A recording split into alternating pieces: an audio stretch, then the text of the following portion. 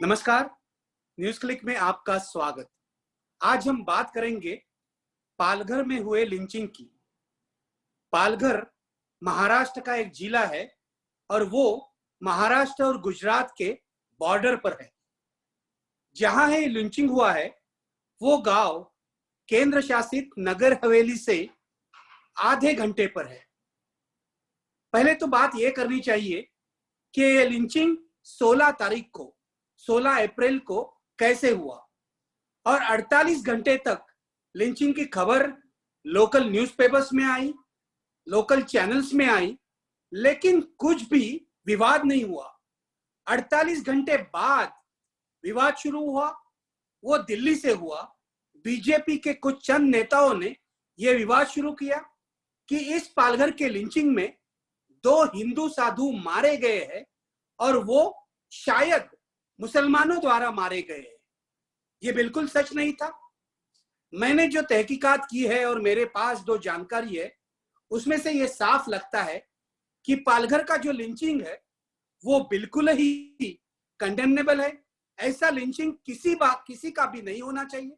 ऐसा लिंचिंग किसी भी जात या धर्म के लोगों को नहीं करना चाहिए। ये मानवता को कलंक है। लेकिन पालघर के लिंचिंग में कोई धार्मिक एंगल नहीं है, कोई जातिवाद नहीं है। ये लिंचिंग अफवाहों के कारण हुआ है। आपको याद होगा 2-3 साल पहले महाराष्ट्र के धुले जिले में ऐसे ही लिंचिंग हुआ था।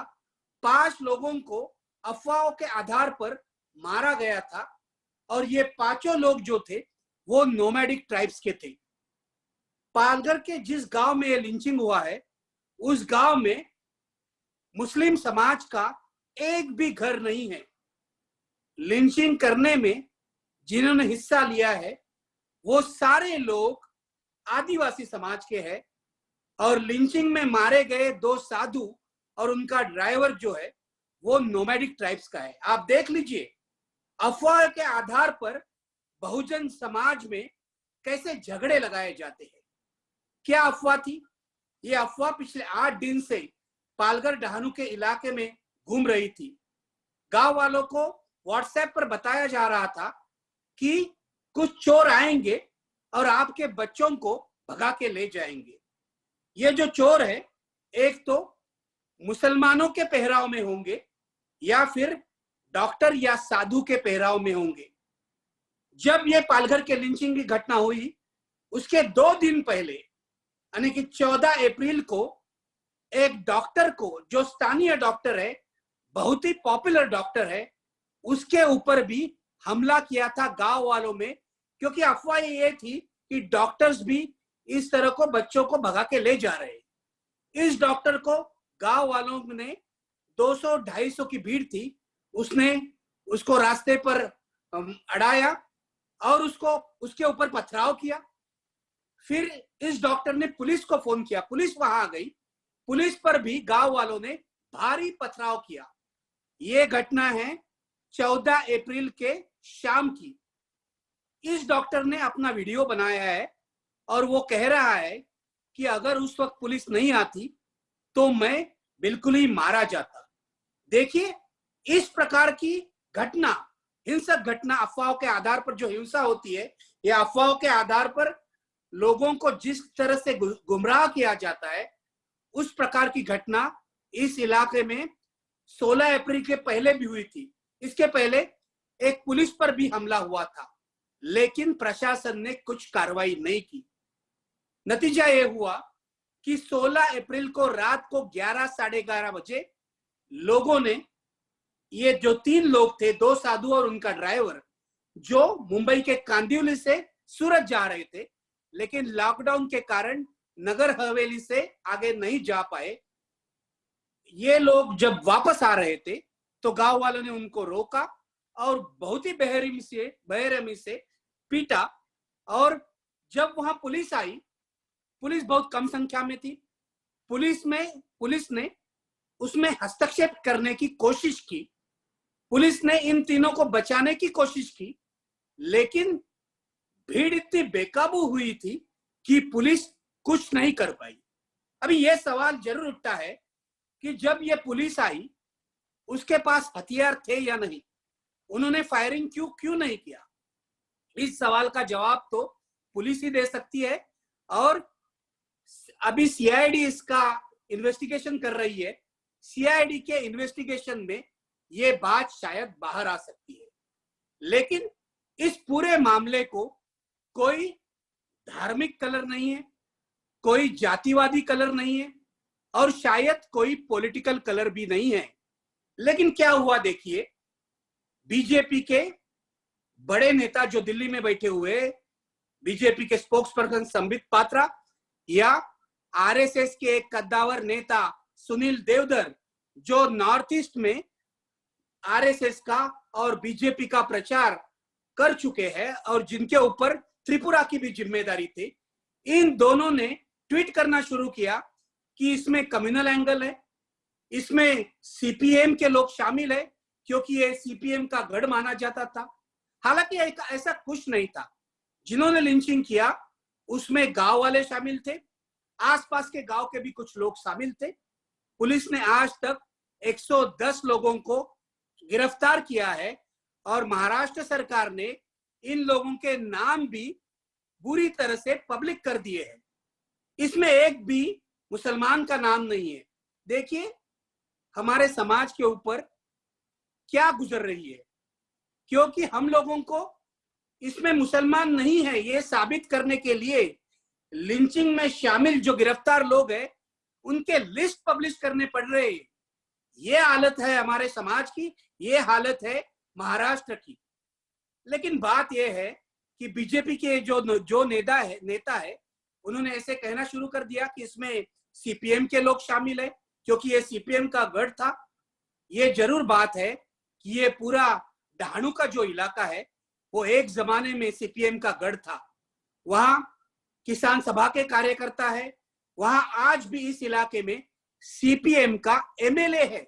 लेकिन सच बात यह है, इस लिंचिंग के साथ सीपीएम के किसी भी कार्यकर्ता का कोई भी लेना देना नहीं था। फिर भी बीजेपी के समर्थकों ने व्हाट्सएप पर सीपीएम के कुछ कार्यकर्ताओं के नाम पब्लिश किए और कहा कि ये कार्यकर्ता जिम्मेदार है। पुलिस ने जिनको गिरफ्तार किया है इसमें बड़ी संख्या में भारतीय जनता पार्टी के कार्यकर्ता हैं, क्योंकि जिस गांव में ये लिंचिंग हुआ है उस गांव की पंचायत बीजेपी के कब्जे में है और गांव की जो सरपंच है चित्रा चौधरी वो भी बीजेपी की कार्यकर्ता है। तो ये राजनीति करने की कोशिश बीजेपी के नेता कर रहे हैं। वो टारगेट कर रहे हैं सीपीएम को और उनका दूसरा टारगेट है एनसीपी के कार्यकर्ता। एनसीपी के जिला परिषद सदस्य काशीनाथ चौधरी मौके पर जरूर थे, लेकिन वो पुलिस के साथ आए थे और वो इन 3 लोगों को बचाने की कोशिश कर रहे थे। लेकिन जो मॉब था उस मॉब ने चौधरी की कुछ भी नहीं सुनी। जो लोग बचाने की कोशिश कर रहे थे उनको ही बीजेपी वाले टारगेट कर रहे हैं। बीजेपी वाले चाहते हैं कि पालघर लिंचिंग को एक पॉलिटिकल इशू बनाया जाए, क्योंकि उनको लगता है पालघर लिंचिंग के पीछे छिपकर ये सारे बीजेपी के लोग महाराष्ट्र की उद्धव ठाकरे सरकार पर निशाना बना सकते हैं। इसके पहले 8 दिन पहले पिछले हफ्ते बांद्रा की घटना हुई थी।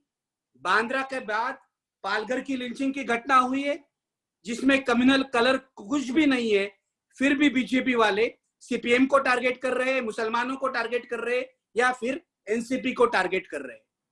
आज वहां हालात ये है कि महाराष्ट्र सरकार ने सीआईडी के पास पूरा मामला सौंप दिया है और सीआईडी का इन्वेस्टिगेशन चालू हो रहा है। लेकिन बात यहां तक नहीं रुकती। मेरा कहना यह है कि आप खोजिए, किसी भी लिंचिंग की केस को खोजिए, इन्वेस्टिगेट कीजिए। अफवाहों के आधार पर लिंचिंग की पूरी कहानी शुरू होती है। और मेरा सवाल यह है, पिछले साल मैंने एक वीडियो भी बनाया था न्यूज क्लिक के लिए, उसने भी मैंने यही सवाल पूछा था, अफवाहों की ये राजनीति किसने शुरू की है? आपको मानना पड़ेगा ये सारी राजनीति बीजेपी के लोगों ने, बीजेपी के समर्थकों ने, मोदी जी के भक्तों ने और जो हिंदुत्ववादी राजनीति करना चाहते हैं, इन सारे लोगों ने शुरू की है। आप देखिए, जो पालघर का या डहाणू का इलाका है, इसमें भी कई सालों से क्रिश्चियन मिशनरी काम कर रहे थे। यहाँ के जो आदिवासी है, उनको कन्वर्ट करने की कोशिश कई साल पहले हुई। इनको जवाब देने के लिए इस इलाके में राष्ट्रीय स्वयंसेवक संघ की संस्था विश्व हिंदू परिषद और वनवासी कल्याण आश्रम ने भी काम शुरू किया। जब से वनवासी कल्याण आश्रम ने यहाँ काम शुरू किया है, तब से आदिवासियों को हिंदू बनाने की कोशिश की जा रही है। पिछले 7-8 साल में यहाँ का ये जो जातिवाद है, या आप कह सकते हैं कि कम्युनल पॉइजन जो है, इतना बढ़ गया है कि आदिवासी भी मुस्लिम विरोधी बात करने लगे। ये सबसे खराब बात है। इस तरह से अफवाह ये उठाते हैं, फिर अफवाह फैलाते हैं, आदिवासियों को गुमराह करते हैं, दलितों को गुमराह करते हैं, ओबीसी को गुमराह करते हैं। आज सबसे खराब बात यह है, जो ये लिंचिंग हुआ है, उसमें आदिवासियों ने नोमैडिक ट्राइब्स के 3 लोगों पर हमला किया है। जिनके दिमाग में जहर है, वो खुद को जो नेता कहलाते हैं, ऐसे हिंदुत्ववादी एक्सट्रीमिस्ट ये अफवाहें फैलाते हैं। ये मेरा आरोप है। इसलिए पालघर के लिंचिंग तक बात नहीं रुकती। हमें अखलाक के लिंचिंग से शुरू करना पड़ेगा और पालघर तक आना पड़ेगा। मैंने पहले ही कह दिया कि किसी भी लिंचिंग का समर्थन नहीं हो सकता। हर एक लिंचिंग का हमें निषेध करना चाहिए, लेकिन लिंचिंग के पीछे जो राजनीति है, वो भी हमें देखनी चाहिए। मेरा आखिरी मुद्दा ये है, पालघर के लिंचिंग के बारे में महाराष्ट्र के मुख्यमंत्री उद्धव ठाकरे ने ये साफ कर दिया कि ये जो लिंचिंग है, इसमें कोई कम्युनल बात नहीं है।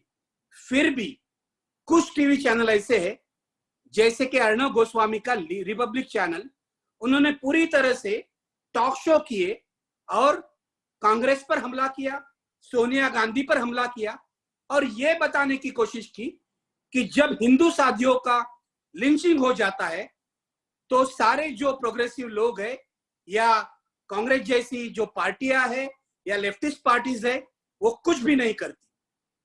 आज महाराष्ट्र के कई जिले से अर्णव गोस्वामी के खिलाफ पुलिस कंप्लेंट हुई है। जब महाराष्ट्र सरकार ने यह पूरी तरह से स्पष्ट कर दिया था कि इसमें कोई जातिवाद नहीं है, कोई कम्युनल बात नहीं है, फिर भी अर्णव गोस्वामी जैसे एंकर इसमें भड़काने की कोशिश कर रहे। मेरा सबको आह्वान है कि पालघर का मामला जो है, वो बिल्कुल ही दर्दनाक मामला है, उसका निषेध करना चाहिए। लेकिन जिन लोगों ने अखलाक के इन लिंचिंग का निषेध नहीं किया, वो पालघर के मामले में, क्योंकि हिंदू साधु जुड़े हुए हैं, आगे आकर निषेध कर रहे हैं और हमें ही सवाल पूछ रहे हैं। मेरी सबको विनंती है कि पालघर का जो मामला है, उसकी तहकीकात पुलिस सीआईडी करेगी, लेकिन हम लोगों को आदिवासियों को टारगेट नहीं करना चाहिए। हम लोगों को इस मामले को लेकर मुसलमानों को टारगेट नहीं करना चाहिए, क्योंकि अगर एक एक मामले को लेकर एक एक धर्म या एक एक जाति को टारगेट किया जाता है, तो मुझे लगता है इस समाज में एकता कभी नहीं बनेगी। इसलिए पालघर मामले के बारे में जब हम सोचते हैं, तो हमें शांतिपूर्वक सोचना चाहिए और ये जो पूरी तरह से प्रोपेगेंडा चल रहा है, कम्युनल प्रोपेगेंडा, उसका विरोध करना चाहिए। धन्यवाद।